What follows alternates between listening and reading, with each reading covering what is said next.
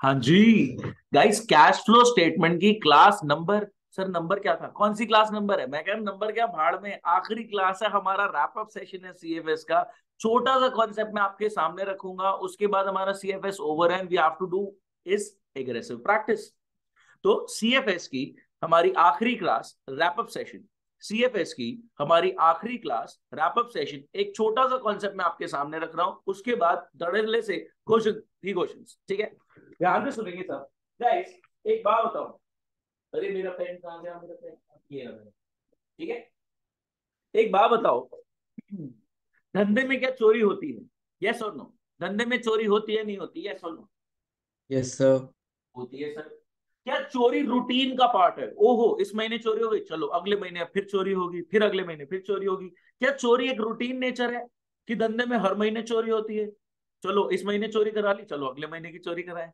क्या चोरी, loss by theft, क्या एक एबनॉर्मल आइटम है, एक एक्स्ट्रा ऑर्डिनरी आइटम है, एक एनॉमली है जो रूटीन नेचर में नहीं आता? सब मेरे साथ हैं? गाइस, कैश फ्लो स्टेटमेंट की वैसे तो क्लास नंबर 8 है, बट रैप अप सेशन है हमारा। गाइस, कैश फ्लो स्टेटमेंट की वैसे तो क्लास नंबर 8 है, बट ये रैप अप सेशन है हमारा। एक छोटा सा कॉन्सेप्ट आपके सामने रखूंगा, बहुत ही आसान है, इसमें कुछ नहीं है, 5 मिनट में खत्म हो जाएगा। उसके बाद धड़ल्ले से आपने क्वेश्चन ही क्वेश्चन, क्वेश्चन ही क्वेश्चन और क्वेश्चन ही क्वेश्चन करने हैं। मैं बड़े क्वेश्चन करने का आपसे तरीका भी शेयर करूंगा, देखते हैं आप वो तरीका फॉलो कर पाते हैं नहीं, आंसर निकल पाते हैं नहीं। तो मैं छोटी सी बात रखी, क्या लविश केक फैक्ट्री में लॉस बाय थेफ्ट हो सकता है? एम्प्लॉय गले से पैसे चुरा के भाग गया। क्या लविश केक फैक्ट्री में लॉस बाय थेफ्ट हो सकता है? एम्प्लॉय गले से पैसे चुरा के भाग गया। हाँ सर, हो सकता है। क्या ये रूटीन नेचर की बात है कि हर महीने गले से पैसे चोरी होते हैं? नहीं सर, ये रूटीन नेचर नहीं है, ये एबनॉर्मल है, ये एक्स्ट्रा ऑर्डिनरी है, ये एक एनॉमली है। वंस इन लाइफ टाइम चोरी हो गई, उसके बाद तो तुम समझदार हो जाओगे भैया चोरी नहीं होनी चाहिए, हर महीने थोड़ी चोरी कराएंगे। क्या रेगुलर नेचर की आइटम है loss by theft, loss by fire, loss by earthquake? अरे पिछले महीने अर्थक्वेक आया था, बिल्डिंग गिरी थी, चलो इस महीने भी अर्थक्वेक लेके आएंगे, इस महीने भी हम आग लगाएंगे। गाइस, ये एबनॉर्मल चीजें हैं, ये once in a lifetime हो जाती हैं, फिर हम थोड़ा समझदार हो जाते हैं, ये चीजें हम अवॉइड करते हैं। एक बात बताओ, जैसे मैंने लिखा लॉस बाय थेफ्ट, क्या लॉस बाय थेफ्ट से कैश का आउटफ्लो होगा? यस और नो? एम्प्लॉय पैसे चुरा के भाग गया, क्या कैश का आउटफ्लो होगा? यस और नो? यस लेट्स सपोज कि हमारा नेट प्रॉफिट चोरी को हटा के अगर मैं बोलूं तो 10 लाख था। लेट्स सपोज हमारा नेट प्रॉफिट चोरी को इग्नोर करके बोलूं, धंधे से जो मैंने कमाया वो 10 लाख था। मैंने बोला चोरी में एम्प्लॉय ने 6 लाख की चोरी कर ली। सर इतनी ज्यादा, इतने गल्ले में नोट रखे थे? मैंने कहा 2000 की गड्डियां पड़ी थी हमारी थी। ठीक है, तो चोरी में 6 लाख रुपए की चोरी हो गई। गाइस, अब नेट प्रॉफिट कितना दिख रहा होगा आपका, आप बताएं? 4 लाख। 4 लाख। धंधे ने 10 लाख का नेट प्रॉफिट कमाया है, धंधे ने 10 लाख का नेट प्रॉफिट कमाया है, बट लॉस बाय थेफ्ट की वजह से, चोरी की वजह से 6 लाख का नुकसान हुआ, कैश का आउटफ्लो हुआ, इसलिए नेट प्रॉफिट 4 लाख नजर आ रहा है। क्या आपका फर्ज नहीं बनता कि आप यूजर्स को सीएफएस के फेस पे बताओ कि भैया 6 लाख का जो आउटफ्लो है वो तो चोरी की वजह से है, ये हमारे ऑपरेशन की नॉर्मल रूटीन आइटम नहीं है, ये तो एबनॉर्मल एक्स्ट्रा ऑर्डिनरी आइटम है, once in a lifetime चोरी हो जाती है। क्या आपका फर्ज नहीं बनता आप यूजर को ये दिखाएं? हाँ जी सर, हमारा फर्ज बनता है कि हम चोरी से जो 6 लाख का कैश आउटफ्लो हुआ है यूजर को सीएफएस के बेस पे दिखाएं। हाँ जी सर, हमारा फर्ज बनता है कि हम यूजर को फेस पे ही दिखाएं सीएफएस के कि 6 लाख का कैश आउटफ्लो चोरी की वजह से हुआ है, अब नॉर्मल सी चीज है। लेकिन जब आप कैश फ्लो स्टेटमेंट बनाना शुरू करते हो, सीएफएस बनाना शुरू करते हो, आप लिखते हो सीएफओए, आईए, एफए, जो भी फलाना ढिमकाना, आप तो कहानी 4 लाख से शुरू करते हो। बोलो गाइस, तो क्या आप सीएफएस के पेज पे ये 6 लाख दिखा पाओगे? सोचो ना, आप यूजर्स को बताना चाह रहे हो हमने तो 10 लाख कमाया था, नेट प्रॉफिट हमारा 10 लाख ही था। आप यूजर्स को बताना चाह रहे हो कि हमने तो 10 लाख कमाया था, नेट प्रॉफिट तो 10 लाख ही था, वो तो 6 लाख की चोरी हो गई। ये एक तरीके का abnormal, extraordinary, non routine nature की आइटम है, once in a lifetime चोरी हो जाती है, once in a lifetime आग लग जाती है, once in a lifetime earthquakes आ जाते हैं, नुकसान हो जाता है, एक नॉर्मल है, रूटीन नहीं है। तो लेकिन अब मैं यूजर को बताना चाहता हूं कि 6 लाख मेरा गया चोरी की वजह से, एबनॉर्मल आइटम की वजह से, लेकिन मैं नहीं बता पा रहा क्योंकि मैं तो नेट प्रॉफिट यहाँ पे 4 लाख लेके बैठा हूं। बोलो गाइस, मैं ऐसा क्या करूं? कहीं ना कहीं रिफंड ऑफ टैक्स में बात छुपी हुई थी। सर आप क्या करो, हम आपको बताते हैं। कोई बताना चाहेगा अपनी तरफ से क्या ये कॉन्सेप्ट कहेगा? आप बता दो, ट्राई ऐड करो। बैक कर दो। ऐड। बहुत बढ़िया।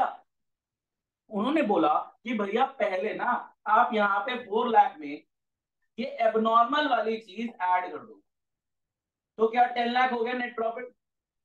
लेकिन सर 6 लाख का कैश आउटफ्लो कहां गया? मैंने कहा वो एंड में दोबारा से माइनस कर देना यहाँ पे। क्या बात समझ पा रहे हैं? आप नेट प्रॉफिट एबनॉर्मल आइटम्स को हटा के कंसिडर करें, लेकिन उससे जो कैश का आउटफ्लो हुआ है वो बाद में कंसिडर कर लेना। और एग्जांपल लो, लेट्स सपोज मेरी लॉटरी लग गई। बोलो गाइस, क्या लॉटरी लगना बिजनेस ऑपरेशन का पार्ट है? हमारी 1 करोड़ की, ओहो नेट प्रॉफिट 1 करोड़ 10 लाख, क्या सही है ये नेट प्रॉफिट? बहुत। लॉटरी लगना क्या बिजनेस ऑपरेशन का पार्ट है? नहीं भैया, एबनॉर्मल है, once in a lifetime है। तो ऐसी कोई इनकम हो गई है, लॉटरी लगना, इंश्योरेंस क्लेम रिसीव होना, ये एबनॉर्मल है, ये नॉन रूटीन नेचर है, ये एक्स्ट्रा ऑर्डिनरी है। तो इनका इंपैक्ट रिमूव करें, और इनका इंपैक्ट बाद में हम सीएफओए के एंड में दोबारा डाल देंगे, ताकि यूजर को फेस पे दिख पाए भैया हाँ यहाँ से एबनॉर्मल से पैसा है, एबनॉर्मल में पैसा गया है। क्या आप मेरी बात समझ पा रहे? सब मेरे साथ हैं? Yes, कोई abnormal extraordinary non routine item अगर एक्सपेंस साइड में आ रही है, कोई abnormal extraordinary non routine item expense side में आ रही है, तो उसको ऐड बैक कर दो एक बार के लिए, बाद में माइनस कर देना सीएफओ के एंड में। और कोई एक्स्ट्रा अबनॉर्मल एक्स्ट्रा ऑर्डिनरी कोई इनकम साइड पे आ रही है, तो एक बार के लिए माइनस कर दो, बाद में ऐड कर देना, कोई दिक्कत थोड़ी है। हाँ जी रिया प्लीज पूछे।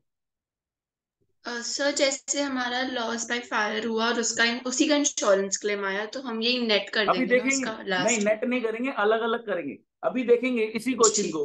तो गाइस मैं आपके सामने छोटी सी थ्योरी और एक क्वेश्चन पेश कर रहा हूं। मैं आपके सामने एक छोटी सी थ्योरी और क्वेश्चन दे रहा हूं, ये थ्योरी आप मेरे साथ पढ़ेंगे, ठीक है?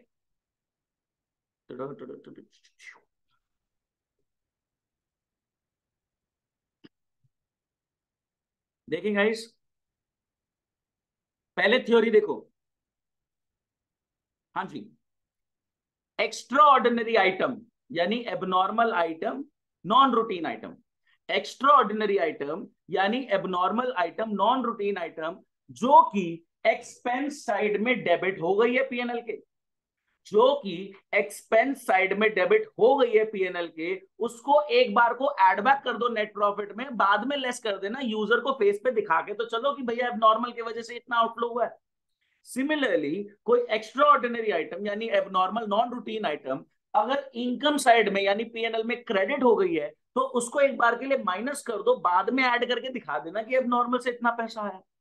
क्या रिफंड ऑफ टैक्स का भी कहीं ना कहीं यही ट्रीटमेंट था कि भैया एक बार रिफंड ऑफ टैक्स जो आपका इनकम साइड में आ रहा है, रिफंड ऑफ टैक्स जो आपका इनकम साइड में आ रहा है, एक बार माइनस कर दो, बाद में जाके प्लस कर लेना सीएफओ के एंड में। आप यूजर को फेस पे कुछ चीजें दिखाना चाहते हैं कि भैया इनफ्लो आउटफ्लो इन स्पेशल आइटम से कुछ ऐसा है, तो आप एक बार के लिए इंपैक्ट रिवर्स करते हो, बाद में इंपैक्ट को रीइंस्टेट कर देते हो, दोबारा वहीं पे डाल देते हैं। क्या बात समझ में आती है? कॉन्सेप्ट सबका सॉर्टेड है, ये लास्ट कॉन्सेप्ट है, खत्म हो गई बात।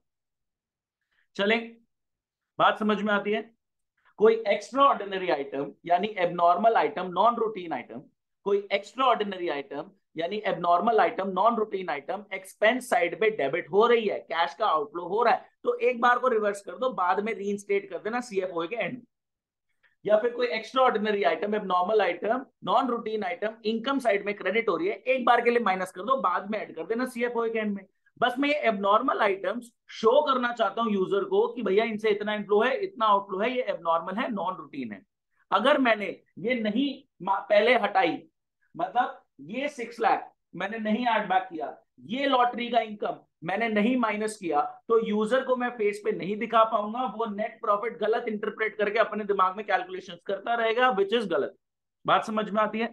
ध्यान से देखेंगे गाइस, 50 सरप्लस था, अब 1,18,000 हो गया। ड्यूरिंग द ईयर मैंने क्या कमाया? सर 50 आपने सरप्लस पिक्चर था, नहीं भेज तो रखी है। नहीं सर। पास नहीं है। सॉरी, मेरे को बताया ही नहीं तुमने, मैं तुम्हें थ्योरी रीड करा रहा था। अरे थ्योरी सर रीड हम करो फिर अभी। आपकी बात सुन रहे थे। चलो थ्योरी रीड करो। एक्स्ट्रा ऑर्डिनरी आइटम जो एक्सपेंस साइड में आ गई है पीएनएल के, एक्स्ट्रा ऑर्डिनरी आइटम जो एक्सपेंस साइड में आ गई है पीएनएल के, उसको एक बार ऐड बैक कर दो नेट प्रॉफिट में, बाद में माइनस कर देना सीएफओए के एंड में। क्या यही बात लिखी हुई है ऊपर वाली लाइन में? Extraordinary item shown as expense in statement of PNL, add कर दो एक बार नेट प्रॉफिट में, और टुवर्ड्स द एंड आप एक बार माइनस कर देना सीएफओए के। मैं क्यों उसको हटा के दोबारा रीइंस्टेट कर रहा हूं? ताकि मैं यूजर को सीएफएस के फेस पे दिखा सकूं, देखो ये एबनॉर्मल है, एक्स्ट्राऑर्डिनरी, इसकी वजह से इतना आ रहा है, इतना जा रहा है। सिमिलरली एक्स्ट्रा ऑर्डिनरी आइटम जो इनकम साइड पे आ रही है स्टेटमेंट ऑफ पीएनएल के, उसको एक बार को माइनस कर दो नेट प्रॉफिट निकालते वक्त, और बाद में दोबारा ऐड कर देना। तो ये आइटम्स क्योंकि मैं सीएफएस के फेस पे दिखाना चाहता हूं कि भैया एबनॉर्मल लॉस हुआ है, कोई एबनॉर्मल इनकम हुई है, एक्स्ट्रा ऑर्डिनरी है, तो मैं सीएफएस के फेस पे यूजर को दिखाना चाह रहा हूं, फुल डिस्क्लोजर प्रिंसिपल फॉलो करते हुए करेक्ट चीज दिखाना चाह रहा हूं, इसलिए हम इसका इंपैक्ट हटा के दोबारा रीइंस्टेट करते हैं सीएफएस में। रिया डाउट पूछे। सर नेट प्रॉफिट निकालते हुए जो नोट होता है उसमें हम रिजर्व्स हाँ ऐड करते हैं, डिविडेंड ऐड करते हैं, टैक्स ऐड करते हैं, बता रहा हूँ, और देखोगे ये क्या होगा। एक्स्ट्रा ऑर्डिनरी वाले हैं। हाँ बिल्कुल, ये एक नई आइटम आ गई आपके सामने, बात समझ में आती है? हाँ जी। तो ध्यान से, सरप्लस आपका 50 था, अब 1,18,000 है, ड्यूरिंग द ईयर क्या कमाया आपने? सरप्लस आपका 50 था, अब आपका 1,18,000 है, ड्यूरिंग द ईयर क्या कमाया आपने? 68। 68। ये आपका नेट प्रॉफिट है या प्रॉफिट आफ्टर एप्रोप्रिएशन, डीपी? बोलो गाइस। 50 का सरप्लस था, अब 1,18,000 का है, यानी 68 ड्यूरिंग द ईयर कमाया है, ये नेट प्रॉफिट है या फिर DP, profit after DP. Appropriation? ये डीपी है, ये प्रॉफिट आफ्टर एप्रोप्रिएशन है। सर कोई प्रीवियस ईयर का प्रपोज डिविडेंड होगा तो हम ऐड कर देंगे, कोई करंट ईयर का इंटरिम डिविडेंड होगा तो हम ऐड कर देंगे, कोई हमारा प्रोविजन फॉर टैक्स होगा तो हम ऐड बैक कर देंगे, कोई हमारा रिजर्व होगा तो हम ऐड बैक कर देंगे, कोई extra ordinary item abnormal item होगी तो उसको भी हम एडजस्ट कर देंगे। क्या कहानी समझ में आती है? डीपी से पीबीटी जाने के लिए आपको एप्रोप्रिएशन की आइटम जैसे रिजर्व, जैसे पिछले साल का प्रपोज डिविडेंड या करंट ईयर का इंटरिम डिविडेंड, ये ऐड करना है, और प्रोविजन फॉर टैक्स भी ऐड करना है, क्योंकि पीबीटी से कहानी शुरू होती है। और एक चीज समझ में है कि एक्स्ट्रा ऑर्डिनरी आइटम का भी इंपैक्ट हटाना है जो बाद में रीइंस्टेट होगा। क्या क्लियर होती है बात? क्लियर है सबको? तो नेट प्रॉफिट निकालते वक्त you have to remove the impact of abnormal items, क्योंकि बाद में रीइंस्टेट कर देंगे एंड में। ठीक है, तो सर हमने 68 कमाया which is DP. Interim dividend, अच्छा पिछले साल का प्रपोज डिविडेंड पेबल बना होगा, ऐड बैक कर दो। इस साल का इंटरिम डिविडेंड पेबल बना होगा, ऐड बैक कर दो। इस साल में रिजर्व बन रहा है, ये हमारा नॉन कैश है, ऐड बैक कर दो। क्या प्रोविजन फॉर टैक्स जो हमने ड्यूरिंग द ईयर बनाया, ये भी हमें ऐड बैक करना है? Yes sir. गाइस अगर इसने प्रोविजन फॉर प्रीवियस ईयर नहीं दे रखा तो क्या मैं 75 को प्रोविजन फॉर प्रीवियस ईयर भी मान सकता हूं? यस। Yes sir. तो सीएफओए के एंड में जो पेड माइनस होगा, क्या वो भी 75 होगा? ये अलग बात है, इसने सीएफओए मांगा नहीं है, पीबीटी मांगा है, लेकिन अगर एंड तक निकालने को बोलता तो मैं इनकम टैक्स पेड भी क्या 75 माइनस करता? यस और नो? सोचो, ये साइकिल आपको पूरा थॉट दिमाग में रखना है। डीपी से पीबीटी जाने के लिए, डीपी से पीबीटी जाने के लिए आपको एप्रोप्रिएशन वाली आइटम्स रिवर्स करनी है, जैसे रिजर्व क्योंकि नॉन कैश है, जैसे डिविडेंड पेबल जिसमें पिछले साल का प्रपोज और करंट ईयर का इंटरिम दोनों आ जाता है, ये दोनों करना है। और फिर आपको प्रोविजन फॉर टैक्स जो करंट ईयर का वो भी ऐड बैक करना है। जो पिछले साल का प्रोविजन है वो तो हम इस साल में पेड मानते हैं, वो सीएफओए के एंड में माइनस होते हैं, जैसे हमने लास्ट क्लास में सीखा था। ठीक है, एक और बात आ गई, एक्स्ट्रा ऑर्डिनरी आइटम का भी हटा दो, बाद में इंपैक्ट दोबारा डाल देंगे। तो 50 का 1,18,000 हो गया, 50,000 का 1,18,000 हो गया, यानी ड्यूरिंग द ईयर का डीपी 68 है। मैंने ऐड किया प्रीवियस ईयर का प्रपोज 36, मैंने ऐड किया करंट ईयर का इंटरिम 45, क्योंकि पेबल बने थे ये दोनों, पेबल बने थे ये दोनों, तो operating PL appropriation to dividend payable की एंट्री हुई थी, पिछले साल के प्रपोज की, करंट ईयर के इंटरिम की है, तो ये फाइनेंसिंग एक्टिविटी, फाइनेंसिंग में माइनस होगा डिविडेंड, तो यहाँ पे नहीं आएगा डिविडेंड पेबल। फिर रिजर्व भी ऐड बैक होगा सर, प्रोविजन फॉर टैक्स भी ऐड बैक होगा सर। रिफंड ऑफ टैक्स का क्या करोगे गाइस? ये भी अब नॉर्मल तरीके से आप डील कर देंगे। रिफंड ऑफ टैक्स माइनस कर देंगे, रिफंड ऑफ टैक्स सीएफओए के एंड में दोबारा ऐड हो जाता है, जहां पे इनकम टैक्स पेड आप लिखते हो वहीं पे रिफंड आप ऐड भी कर देते हो, तो रीइंस्टेट कर देते हैं दोबारा शो करने के लिए। लॉस ड्यू टू फायर, इसका क्या करोगे? ऐड। ऐड कर दोगे और ये बाद में माइनस हो जाएगा। फिर इंश्योरेंस क्लेम रिसीव क्या करोगे? सब्ट्रैक्ट। माइनस कर देंगे, बाद में दोबारा ऐड हो जाएगा। क्या मेरी बात समझ पाए? अब सर समझ में आ रहा है, ये जो नेट प्रॉफिट है इसका पूरा नाम है profit before tax and extraordinary item. This was the last point of CFS. अब हमारी प्रैक्टिस ही है गाइस क्या आप मेरे को पीबीटी का आंसर भेज सकते हो? मैं चेक कर रहा हूं, आप मेरे को पीबीटी का आंसर भेज दें। सर अगर करंट ईयर का प्रपोज डिविडेंड दे रिया रखा हो तो करेक्ट, उसका क्या आदित्य करते हैं? करेक्ट, आदित्य सरना गलत। हाँ जी पूछे शुभ, सॉरी। सर अगर करंट ईयर का प्रपोज डिविडेंड है तो उसका क्या करते हैं? करंट ईयर का प्रपोज डिविडेंड तो करंट ईयर की बैलेंस शीट के बाहर कंटिंजेंट लायबिलिटी के तरीके से नजर आएगा, उसका हमें कुछ नहीं करना। याद रखो कॉन्सेप्ट, प्रीवियस ईयर का प्रपोज डिविडेंड करंट ईयर में पेबल बन के पे होता है। जब पेबल बनता है तो एंट्री होती है PL appropriation to dividend payable, और जब पे होता है तो एंट्री होती है dividend payable to bank. But जरूरी नहीं है कि पूरा पे हो, कुछ बात याद आ रही है? प्रीवियस ईयर का प्रपोज डिविडेंड करंट ईयर में पेबल बन के पे होता है। प्रीवियस ईयर का प्रपोज डिविडेंड करंट ईयर में पेबल बन के पे होता है। जब पेबल बनता है तो एंट्री होती है PL appropriation to dividend payable. ये नॉन ऑपरेटिंग है, नॉन कैश है, इसलिए हम एड बैक कर देते हैं, ठीक है। और पे होता है, जो पे एक्चुअल में होता है डिविडेंड पेबल टू बैंक, वो फाइनेंसिंग में माइनस होता है। 99% सिनेरियो में जितना पेबल बना है उतना ही पे होता है, लेकिन कभी कभी अनक्लेम डिविडेंड रह जाता है, कुछ पे नहीं होता, तो उस केस में फाइनेंसिंग से जो माइनस होता है वो एक्चुअली पेड माइनस होता है, थोड़ा सा पेबल से कम हो जाता है कभी कभी। बात याद आई शुभ? हाँ क्लियर है? सर, और अंडर। करंट ईयर का प्रपोज डिविडेंड तो नेक्स्ट ईयर में पेबल बन के पे होगा, तो वो इस साल की तो बैलेंस शीट के बाहर आता है कंटिंजेंट लायबिलिटी में, इस साल से हमें उसके कैश फ्लो का कोई लेना देना नहीं, ठीक है। फिर हमने देखा सर पिछले साल का इंश्योरेंस वाला बता प्रोविजन दो। फॉर टैक्स, पिछले साल का प्रोविजन, सॉरी परिचय क्या बोल रहे हैं? इंश्योरेंस वाला बता देना एक हाँ बार। बता रहा हूँ, पिछले साल का परिचय आपने सुना नहीं क्या अभी फिर कॉन्सेप्ट? सर थोड़ा सा कनेक्शन चला गया। अब कॉन्सेप्ट ही मिस हो गया, 5 मिनट कॉन्सेप्ट था उसमें कनेक्शन कुछ। ध्यान से सुनेंगे, पिछले साल का प्रोविजन फॉर टैक्स, मैं प्रोविजन फॉर टैक्स की बात कर रहा हूँ। पिछले साल का प्रोविजन फॉर टैक्स हम मानते हैं कि करंट ईयर में पे हो गया होगा, जब तक कोई एडिशनल इन्फॉर्मेशन नहीं, हम मानते हैं पिछले साल का जो था सारा पे हो गया होगा, सीएफओ के एंड में माइनस करते हैं। करंट ईयर का प्रोविजन फॉर टैक्स हमें डीपी से पीबीटी निकालते वक्त ऐड करना होता है। पिछले साल का प्रोविजन फॉर टैक्स हम मानते हैं कोई एडिशनल इन्फॉर्मेशन नहीं है, तो इस साल ये पे हो गया होगा, provision for tax to bank. और इस साल के एंड में जो प्रोविजन फॉर टैक्स आ रहा है वो नया प्रोविजन बना होगा, तो हमें डीपी से पीबीटी निकालते वक्त वो प्रोविजन ऐड करना होता है। ये कुछ बातें हैं। तो बात यह आई 50,000 का सरप्लस था स्टार्टिंग में, 1,18,000 का सरप्लस है एंड में। 50,000 का सरप्लस था स्टार्टिंग में, 1,18,000 का सरप्लस है एंड में, यानी ड्यूरिंग द ईयर 68 का प्रॉफिट कमाया गया है। ये हमारा नेट प्रॉफिट नहीं है, प्रॉफिट आफ्टर एप्रोप्रिएशन डीपी है। तो डीपी से पीबीटी जाने के लिए मेरी साइकोलॉजी क्या बोलती है कि कोई भी रिजर्व बना है एड बैक कर दो, कोई भी डिविडेंड पेबल हुआ है चाहे पिछले साल का प्रपोज या करंट ईयर का इंटरिम, एड बैक कर दो। कोई भी प्रोविजन फॉर टैक्स है करंट ईयर का, एड बैक कर दो। जो पिछले साल का प्रोविजन फॉर टैक्स है वो तो सीएफओ के एंड में माइनस होगा टैक्स पेड करके। कोई रिफंड ऑफ टैक्स है जो आपका नेट प्रॉफिट निकालते वक्त प्लस हो रखा है, उसको एक बार के लिए माइनस कर दो, बाद में ऐड कर देना सीएफओ के एंड में। सिमिलरली कोई एबनॉर्मल नॉन रूटीन एक्सपेंस, कोई एबनॉर्मल नॉन रूटीन इनकम, इनका इंपैक्ट भी नेट प्रॉफिट से हटा दो, नेट प्रॉफिट निकालते वक्त इनका इंपैक्ट भी हटा दो, क्योंकि इनका इंपैक्ट हम बाद में रीस्टेट करेंगे, क्योंकि यूजर को हम फेस पे दिखाना चाहते हैं एबनॉर्मल से कितना इनफ्लो आउटफ्लो हुआ है। परिचय बात समझ में आती है सोनू?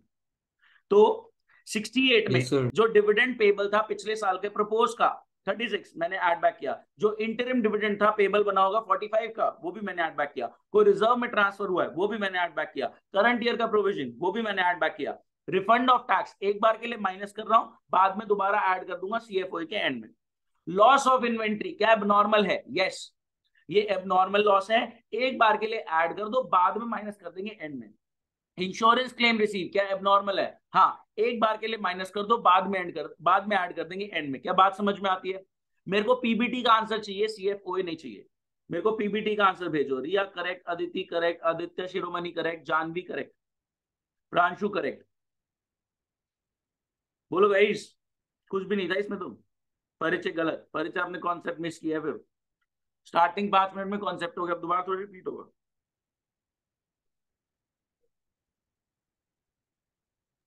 मिस सर कैसे कर इनकम सकते हो? टैक्स रिफंड जो है वो पहले हम माइनस कर देते हैं, फिर जब बाद में हम इनकम टैक्स पेड जहां पे माइनस होता है ना वहां पे ऐड कर देते हैं। अदिति लास्ट क्लास में किया था, आपने ली हाँ थी जी सर राइट? सीएफएस के लास्ट में करते हैं या फिर सीएफओ के? सीएफओ मतलब फाइनल आंसर से पहले, ओए से पहले। ओके। यहाँ पे सीएफएस के एंड में कुछ नहीं होता ओए का, ये भी जो एडलेस आप रिवर्स कर रहे हो रीस्टेट होगा यहीं पे एंड में, देखेंगे। Okay sir. बोलो गाइस, ये हो गया। परिचय डाउट पूछो है तो नेक्स्ट क्वेश्चन में जा रहे हैं। 322 500 करेक्ट आंसर। शुभ का, प्रांशु का, जानवी का, आदित्य का, शिरोमणि का, आदित्य शिरोमणि का, रिया का करेक्ट था। आदित्य सांगा गलती पता लगी, प्लीज चेक करो, फटाफट बताओ। सर देख रहा हूँ। हाँ जी रिया पूछे। हमें इसमें भी ऐसा ही फॉर्मेट बनाना है, ये तो काइंड ऑफ वर्किंग नोट नहीं हो गया? अरे हल्का फुल्का चलेगा रिया, मैं 19-20 फर्क, 20-19-20 के 19-21 का भी फर्क चलेगा, इतना कुछ नहीं, हार्ड एंड फास्ट रूल नहीं है। ठीक। नेक्स्ट पे चले।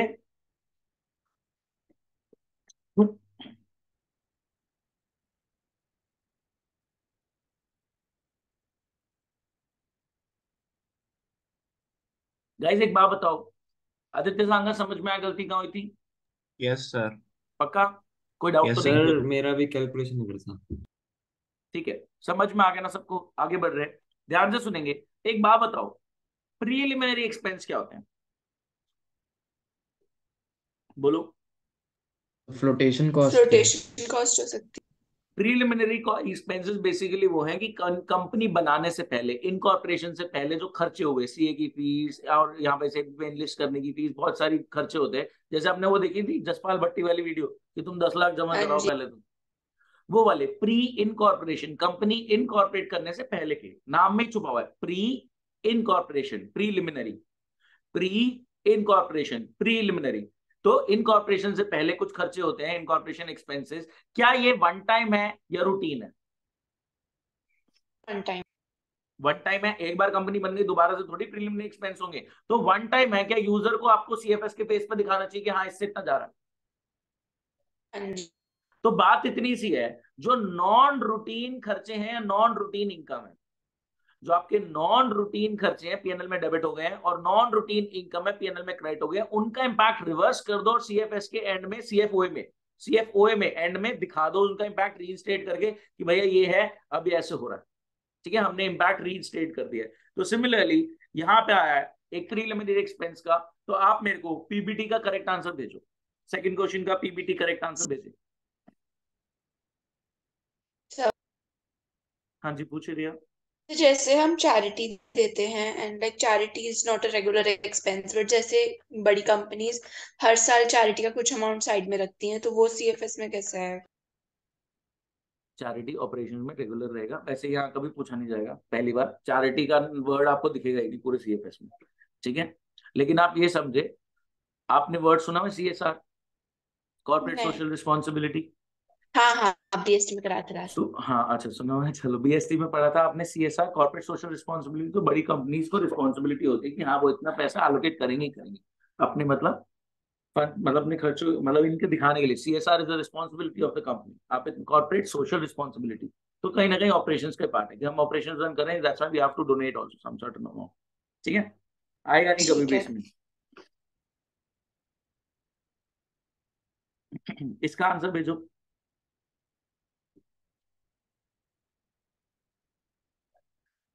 अदिति शिरोमणि करेक्ट।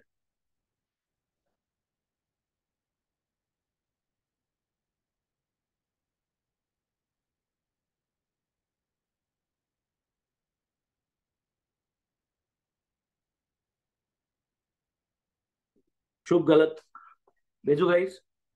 इजी सा था ये तो। अब आप सीएफएस के क्वेश्चन अटेम्प्ट कर सकते हैं। एक तो थ्योरेटिकल बातें हैं वो थोड़ी सी देख लेंगे, जैसे वो पूछता नहीं non finance finance company, non finance company, वो एक छोटी सी बात है, 2 मिनट की, वो देख लेंगे कभी। आदित्य शिरोमणि करेक्ट।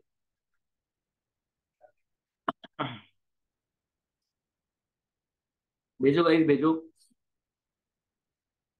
सर मेरा कितना गलत है? 2 लाख से। रिया करेक्ट।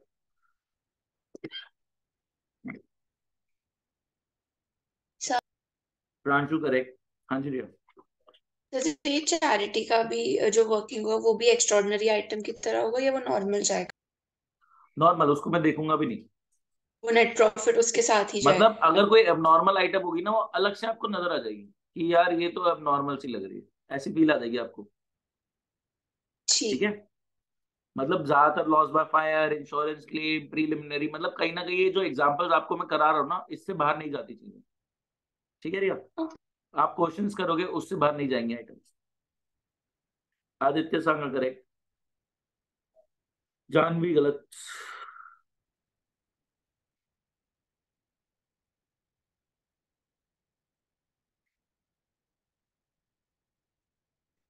भेजो गाइस भेजो, बड़े क्वेश्चन शुरू कर रहे हैं हम। भेज दो फिर इसका, रुकूं? शुभ तो करेक्ट, माइनस साइन नहीं देखा था ओपनिंग बैलेंस का। आंसर चेक करें। 9,98,000 का करेक्ट आंसर।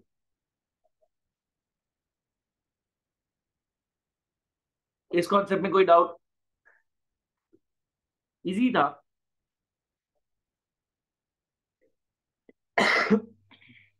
आज के लिए कितने क्वेश्चंस हैं? अब तो जितने आप कर लो उतने बहुत है।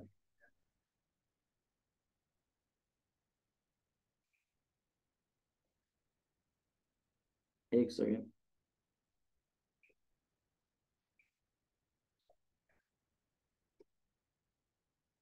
गाइस, बहुत ध्यान से सुनना। ये जो क्वेश्चन मैं आपको दे रहा हूं ये बहुत आसान है, लेकिन जिन लोगों को पूरे सीएफएस से डर लगता है, घबराहट होती है, उनके लिए मुश्किल है। तो आपको घबराना नहीं है, आप मेरे साथ इस क्वेश्चन को समझेंगे। गाइस क्वेश्चन मिल गया सबको? इमेज थोड़ी सी बड़ी है, उसको खोल के देखना। हाँ जी, क्वेश्चन मिल गया आपको?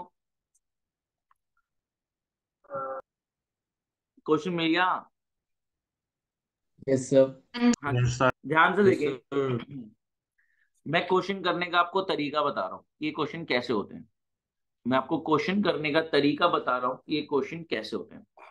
सबसे पहले मैं देखूंगा एंड में एडिशनल इंफॉर्मेशन क्या गिवन है, मतलब I give a quick look कि एडिशनल इंफॉर्मेशन क्या है।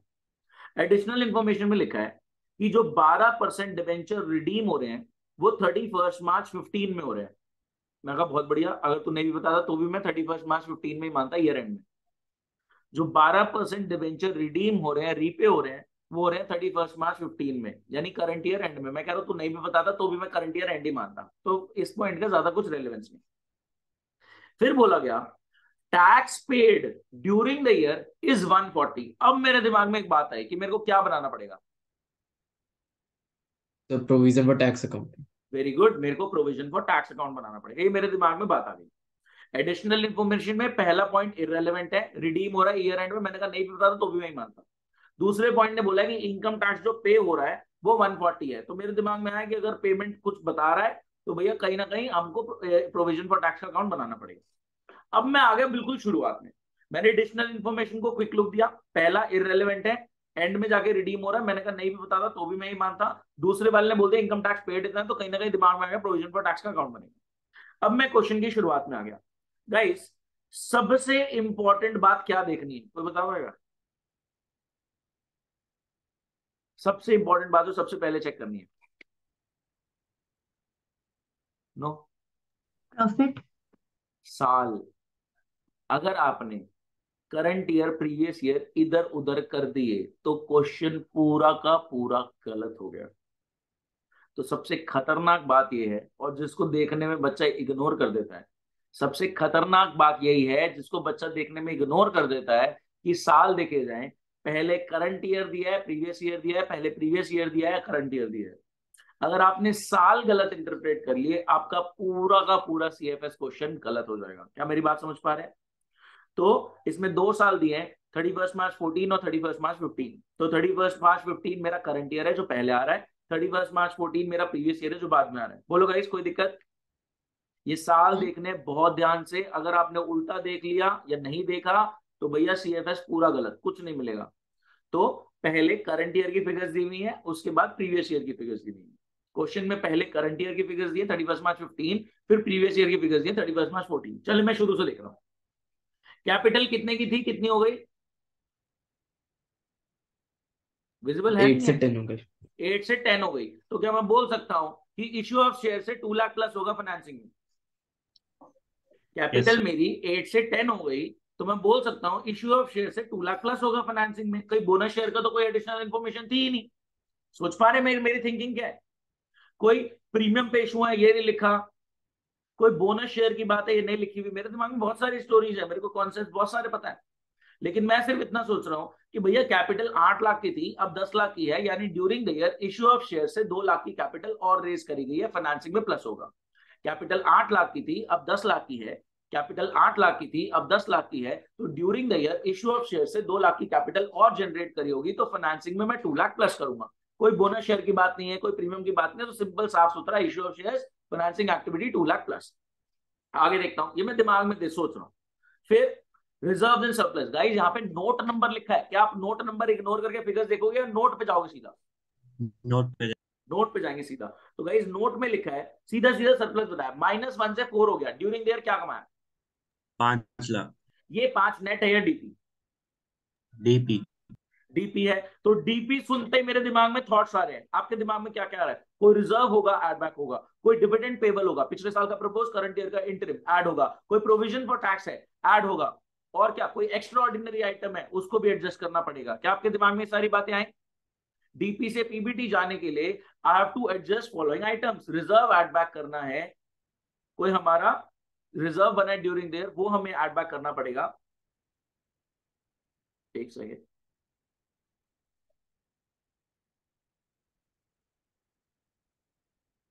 हाँ जी सब मेरे साथ हैं। ड्यूरिंग द ईयर कोई रिजर्व आपने क्रिएट करा है तो वो ऐड बैक करना पड़ेगा। ड्यूरिंग द ईयर कोई डिविडेंड पेबल बना है, चाहे पिछले साल का प्रपोज हो या करंट ईयर का इंटरिम हो, वो आपको ऐड बैक करना पड़ेगा। ड्यूरिंग द ईयर कोई प्रोविजन फॉर टैक्स बना है, वो आपको ऐड बैक करना पड़ेगा, और आपको एक्स्ट्रा ऑर्डिनरी आइटम्स भी एडजस्ट करनी पड़ेगी। गाइस क्या कोई रिजर्व बनता हुआ दिख रहा है पूरे क्वेश्चन में? नहीं सर नहीं दिख रहा। क्या कोई पिछले साल का प्रपोज या करंट ईयर का इंटरिम डिविडेंड दिख रहा है? नहीं सर नहीं दिख रहा। क्या कोई प्रोविजन फॉर टैक्स दिख रहा है? हाँ सर, हमारे दिमाग में आ रहा है कि प्रोविजन फॉर टैक्स की कोई एडजस्टमेंट थी, तो मैंने कहा प्रोविजन फॉर टैक्स का नीचे अकाउंट बनाऊंगा, उसमें वो एडजस्टमेंट सॉल्व करूंगा, ताकि ये निकाल पाऊंगी डीपी से पीबीटी जाने के लिए करंट ईयर का प्रोविजन कितना है। क्या आप मेरे साथ हैं? ठीक है, तो ये मेरे दिमाग में है कि हाँ मेरे को एक अकाउंट बनाना पड़ेगा। उसके बाद लॉन्ग टर्म बोरिंग 10 से 9 हो गई, तो मैं नीचे गया, 10 लाख के डिबेंचर थे, 9 लाख हो गए। इसका मतलब क्या हुआ? 10 लाख के डिबेंचर थे, 9 के हो गए। 1 लाख के डिबेंचर रिडीम हो गए, 1 लाख के डिबेंचर रीपे हो गए, रिडीम हो गए, रीपे हो गए, सिनोनिम्स। गाइस मेरे दिमाग में एक और बात आ रही है, वो क्या है? इंटरेस्ट। Very good. 10 लाख के डिबेंचर्स थे, 1 लाख रिडीम हो गए, रीपे हो गए, और ईयर एंड में ही होंगे। क्वेश्चन ने भी बोला और मैं वैसे assumption भी यही रहता है। तो गाइस कितना इंटरेस्ट हमें देना है इन पे? 12%।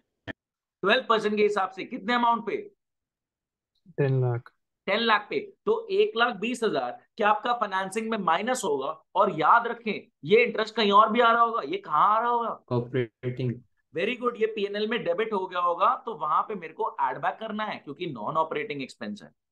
इंटरेस्ट ऑन डिवेंचर 1,20,000 मेरे को एड बैक करना पड़ेगा नेट प्रॉफिट में सीएफएस बनाते वक्त, क्योंकि ये मेरा फाइनेंसिंग आइटम है। मैं सोच रहा हूं मैं करूंगा ये सारी चीजें, मैंने एक बार क्वेश्चन अपने दिमाग में हल्का फुल्का गो थ्रू किया। उसके बाद शॉर्ट टर्म बोरिंग्स आ रही है, 1 लाख से 3 लाख हो गई। मैं शॉर्ट टर्म बोरिंग के नोट पे गया, बैंक ओवरड्राफ्ट। ये क्या है, कौन सी activity? Bank overdraft, cash credit, financing. Bank overdraft और कैश क्रेडिट मेरा फाइनेंसिंग है। 1 लाख का उधार था, 3 लाख का हो गया। इसका मतलब क्या है? 2 लाख का उधार और लिया, फाइनेंसिंग में प्लस होगा। सर हाँ जी बताएं शुभ। सर बैंक ओवरड्राफ्ट से फाइनेंसिंग में क्यों आता, ऑपरेटिंग में क्यों नहीं आता? शुभ इसके लिए स्पेसिफिक सीबीएसई गाइडलाइन आई थी, जो मैंने कैश एंड कैश इक्विवेलेंट के टाइम पे आपको बताया था कि bank overdraft and cash credit को इन्होंने फाइनेंसिंग एक्टिविटी कंसिडर किया है। इसको ऑपरेटिंग नहीं, इसको कैश एंड कैश इक्विवेलेंट नहीं माना गया। स्पेसिफिकली उन्होंने गाइडलाइन डाल के दिया। ठीक है, ये अपने कैश एंड कैश इक्विवेलेंट वाली क्लास में किया था। ठीक हाँ है, जी सर। आगे बढ़ते हैं। फिर शॉर्ट टर्म प्रोविजन आ रहा है। प्रोविजन में क्या? तो इनकम टैक्स का प्रोविजन। अब तो मेरा दिमाग में आ रहा है प्रोविजन फॉर टैक्स बनाऊंगा धड़ल्ले से। मैं इसको देखना भी चाहता हूँ। गाइस ओपनिंग प्रोविजन कितना था? 180। सर अगर 180। कुछ नहीं बताता तो मैं बोलता 180 पे हो गया। अगर कुछ नहीं बताता तो मैं बोलता 180 पे हो गया, और ड्यूरिंग द ईयर मैंने 140 और बनाया होगा, तभी वो करंट ईयर के एंड में नजर आ रहा है। अगर क्वेश्चन कुछ नहीं बोलता, मैं बोलता जो ओपनिंग प्रोविजन है 180 वो पे हो गया होगा, सीएफ होएगा एड से माइनस, और जो 140 क्लोजिंग में आ रहा है इस साल नया बना होगा। लेकिन उसने बताया कि भैया पेमेंट 180 नहीं 140 हुई है। प्रोविजन कितना था ओपनिंग? 180, पेमेंट कितने की हुई 140, कितना प्रोविजन बच गया 40, 40 का, क्लोजिंग में कितना आ रहा है 140 140, यानी ड्यूरिंग द ईयर प्रोविजन क्या बना होगा 1 लाख। 1 लाख। क्या डीपी से पीबीटी जाते वक्त आपको 1 लाख ऐड करना है? डीपी से पीबीटी जाते वक्त प्रोविजन फॉर टैक्स ऐड करोगे ना जो करंट ईयर का बना है, और ओए में माइनस करोगे जो एक्चुअली पे हुआ है 140। ओए के एंड में इनकम टैक्स पेड माइनस होगा जो एक्चुअली में पे हुआ है, और जो ड्यूरिंग द ईयर प्रोविजन हमने क्रिएट करा है पीएनएल से वो हमें ऐड करना होता है डीपी से पीबीटी जाने के लिए। मेरे दिमाग में स्टोरीज चल रही है बहुत सारी। हाँ जी रिया, क्या आप सोच पा रहे हैं मेरे तो साथ? ये जो 140 हम पे करते हैं नेट प्रॉफिट में पहले से ही नहीं एडजस्टेड हुआ होता है एक्सपेंस साइड में? नहीं नहीं, हमारा प्रोविजन बनता है, वो तभी डेबिट हो गया था जब आपने प्रोविजन क्रिएट किया था, अभी तो सिर्फ पेमेंट हो रही है। रिया प्रोविजन मतलब डेबिट हो गया था लास्ट ईयर में, अब तो सिर्फ पेमेंट हो रही है, provision for tax to bank. अच्छा, मतलब प्रोविजन सिर्फ ऑलरेडी डेबिटेड कैश था। आउटफ्लो हो रहा है और वो हाँ बन बस, ऑलरेडी चुका था। एग्जैक्टली। ठीक है, चलो आगे चले आगे चले, बहुत कुछ दिख रहा है यहाँ तो। हाँ जी, हम लायबिलिटी साइड की सारी चीजें देख चुके हैं। चलो एसेट साइड पे चलें। कहीं ना कहीं आपका ये प्रेजेंटेशन भी इंप्रूव कर रहा है कि बैलेंस शीट ऐसी दिखती है, फर्स्ट और सेकंड चैप्टर थर्ड बुक के है भी इसी रिगार्ड में कि प्रेजेंटेशन कैसी होती है बैलेंस शीट की, आपको दिख भी रही है। ठीक है, ध्यान से देखें। Fix asset, tangible, intangible. चलो टैंजिबल पे चलें। ओहो मशीनरी, ओहो एक्यूमुलेटेड, मेरे दिमाग अकाउंट बनाऊंगा, अकाउंट बनाऊंगा। क्या अकाउंट बनाने की जरूरत है? क्या अकाउंट बनाने की जरूरत है? नहीं सर। नो नहीं, सर। कोई सेल हुई है, कुछ हुआ नो है, सर। कोई एडजस्टमेंट दिया है, कुछ नहीं दिया। तो मशीनरी जितनी बढ़ रही है 1642 से 2406 हो गई, ये मेरी परचेज है। आइए मैं माइनस कर दो, पैसा चला गया।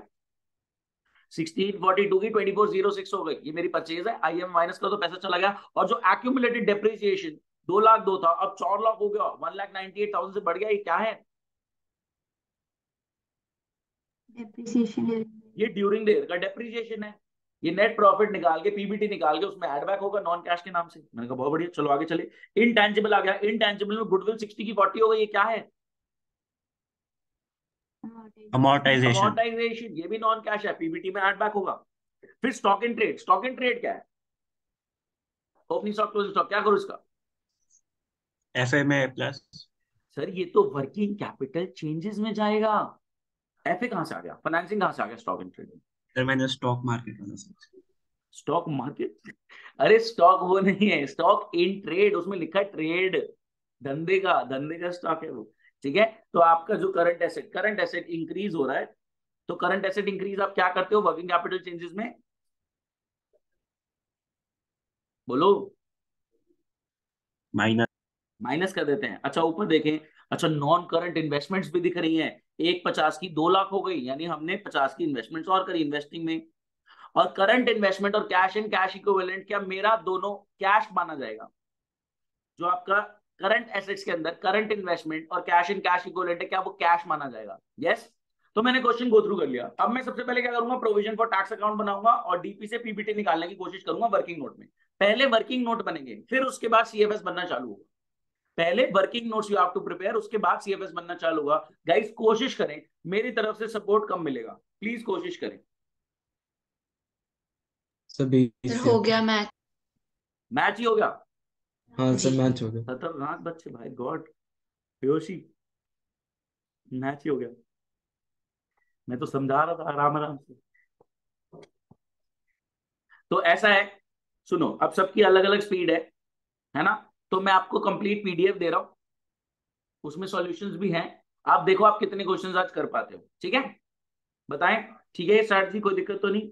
No sir. मैंने क्लास में भी ऐसे ही नो। किया था। मैं पीडीएफ दे रहा हूं क्योंकि स्पीड सबकी अलग अलग है, कोई स्लो चल रहा है, कोई बहुत तेज चल रहा है, कोई तेज चल रहा है। तो आप अपनी स्पीड के हिसाब से देखते हैं कितने क्वेश्चंस आप कवर कर पाएंगे। मैंने पीडीएफ शेयर किया और पुरानी सारी इमेजेस में डिलीट कर रहा हूं। अच्छा मैं आपको थोड़ा सी एक बात बता दूं, this was the question which was easiest. Fourth वाला क्वेश्चन भी आसान है, ध्यान से सुने। Third question was really easy, कई बच्चों ने कर भी लिया हैंड टू हैंड मेरे समझाते हुए। फोर्थ क्वेश्चन भी आसान है, ज्यादा हैवी नहीं गया। Fifth question is the question जो मैंने आपको टेस्ट में पूछा सीएफएस के। मेरा फेवरेट क्वेश्चन है कहीं ना कहीं। क्यों सर आपका फेवरेट क्यों है? उसमें प्रोविजन फॉर टैक्स भी है, उसमें प्रपोज डिविडेंड भी है, उसमें एक्यूमुलेटेड डेप्रिसिएशन भी है। तो प्रोविजन फॉर टैक्स अकाउंट भी बनेगा, प्रपोज डिविडेंड का भी वर्किंग नोट आप कैलकुलेशंस करेंगे कि हाँ भैया पिछले साल का प्रपोज है, पेबल बन के पे हुआ होगा, और कुछ पेबल भी आउटस्टैंडिंग है उसमें, मतलब सारी एडजस्टमेंट एक साथ आ गई। प्रोविजन फॉर टैक्स अकाउंट भी बनेगा, मशीनरी अकाउंट और एक्यूमुलेटेड डेप्रिसिएशन अकाउंट भी बनेगा, और प्रपोज डिविडेंड की भी एडजस्टमेंट है कि पेबल तो पूरा बना लेकिन पूरा पे नहीं हुआ, कुछ अभी भी आउटस्टैंडिंग है। तो ये क्वेश्चन फिफ्थ कहीं ना कहीं मेरा फेवरेट है, और मैंने आपको अभी जो सीएफएस का रीसेंट टेस्ट होता है उसके अंदर दिया भी। फिर उसके बाद सिक्स क्वेश्चन है, वो भी बहुत अच्छा है, और सेवेंथ क्वेश्चन सबसे बढ़िया सबसे खतरनाक, उसके अंदर एक छोटी सी बात है जो मैंने आप लोगों से डिस्कस करनी है। ठीक है, उसके अंदर एक छोटी सी बात है जो मैंने आप लोगों से डिस्कस करनी है। क्या मैं अभी डिस्कस करके रिकॉर्डिंग बंद कर दूं, फिर हम एंड में डिस्कस करेंगे हाँ इसका जी। फायदा क्या? मैं Yes, अभी sir. वो बात डिस्कस करके रिकॉर्डिंग बंद कर देता हूं, ठीक है? मैं अभी सेवेंथ क्वेश्चन में एक छोटी सी बात है, वो मैं अभी डिस्कस करके रिकॉर्डिंग बंद कर देता हूं। सेवेंथ क्वेश्चन में जो छोटी सी बात है, डीके गोयल और ऐसी किताबें, टीएस के अलावा और कोई किताबें उस पॉइंट को छूती भी नहीं। थोड़ा सा टेढ़ा पॉइंट है लेकिन आप समझेंगे। तो अभी क्वेश्चन को एक बार हॉल्ट कर दो, क्या आप रोक सकते हैं और सामने सुन सकते हैं 2 मिनट के लिए? जो भी आप कर रहे हो उसको प्लीज स्टॉप कर दो, हॉल्ट पे रहें।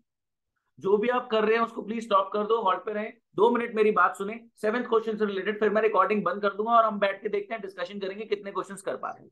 ठीक है, ध्यान से सुनेंगे। बात ये है, ध्यान से सुनना। आज क्या है? आज है, ठीक है। आज मैं प्रॉमिस कर रहा हूं कि डिबेंचर्स जो मैं आपको दे रहा हूं या प्रेफरेंस शेयर जो मैं आपको दे रहा हूं, ये मैं मैच्योरिटी पे 5 साल बाद, 5 इयर्स बाद मैं आपको प्रीमियम पे रिडीम करूंगा, रीपे करूंगा। बोलो गाइस, आज की डेट में मैं आपको प्रॉमिस कर रहा हूं डिबेंचर्स इशू करते वक्त, प्रेफरेंस शेयर इशू करते वक्त, आज की डेट में मैं आपको प्रॉमिस कर रहा हूं डिबेंचर्स इशू करते वक्त, प्रेफरेंस शेयर इशू करते वक्त, कि 5 साल बाद जब आप डिबेंचर्स का पैसा वापस मांगने आओगे, उधार का, प्रेफरेंस शेयर का पैसा वापस मांगने आओगे, कैपिटल का, तो मैं आपको प्रीमियम दूंगा।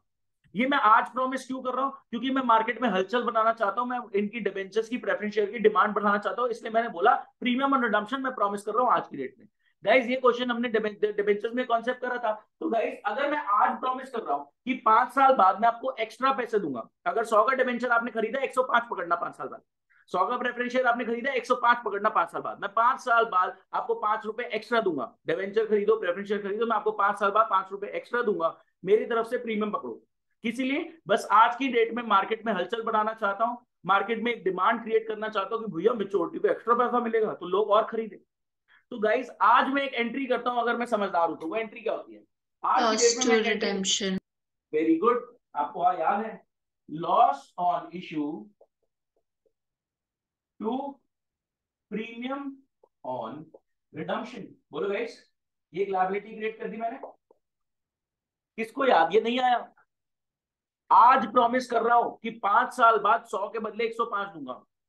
आज प्रॉमिस कर रहा हूं कि 5 साल बाद 100 जो आपने दिया उसके बदले 105 दूंगा, चाहे डिबेंचर है चाहे प्रेफरेंस शेयर। डिबेंचर पे आपको इंटरेस्ट मिलता है, प्रेफरेंस शेयर पे फिक्स डिविडेंड मिलता है। ठीक है, छोटी सी बात। अब अगर मैं समझदार हूं, प्रूडेंट हूं, अक्रूवल फॉलो करता हूं, तो ये नुकसान को भाप के मैं आज ही एंट्री कर दूंगा कि भैया ये जो नुकसान है मैं बुक कर रहा हूं और प्रीमियम और रिडम्पशन की एक लायबिलिटी क्रिएट कर रहा हूं, ये 5 साल बाद मेरे को देना पड़ेगा। गाइस ये नुकसान को सेट ऑफ करने के तरीके थे, तो बता पाए ये नुकसान को सेट ऑफ करने के तरीके थे? कौन बता रहा है? सिक्योरिटी पीएनएल या प्रीमियम। Capital reserve. सिक्योरिटी नहीं सॉरी, सिक्योरिटी प्रीमियम। रिजर्व नाम से हट चुका है, सिक्योरिटी प्रीमियम रिजर्व नाम से हट चुका है। एक और चीज हट चुकी है, उसका नाम था कैपिटल रिजर्व, उसको भूल जाओ। अब सिर्फ और सिर्फ सिक्योरिटी प्रीमियम, अदरवाइज अगर सिक्योरिटी प्रीमियम नहीं है तो अदरवाइज पीएनएल। पीएनएल। तो या तो सिक्योरिटी प्रीमियम से नुकसान सेटअप हो जाएगा या फिर पीएनएल से, या तो सिक्योरिटी प्रीमियम से नुकसान सेटअप हो जाएगा या पीएनएल से। कब होगा? जब प्रॉमिस हुआ था। चलो 5 साल बाद चलेंगे, हम आ गए 5 साल बाद। गाइस 5 साल बाद जब मैं आपको एक्स्ट्रा रीपे कर रहा हूं, जब मैं आपको एक्स्ट्रा दे रहा हूं, तो मेरी जेब से एक्स्ट्रा जाएगा, यस यस और नो? मेरी जेब से एक्स्ट्रा जाएगा, लेकिन क्या ये लायबिलिटी अभी भी यहां पे नजर आ रही होगी, यस और नो? Yes sir. ये लायबिलिटी नजर आ रही होगी कि हाँ भैया लायबिलिटी पे करनी है, और 5 साल बाद ये लायबिलिटी पे भी हो जाएगी, प्रीमियम और रिडम्पशन टू कैश।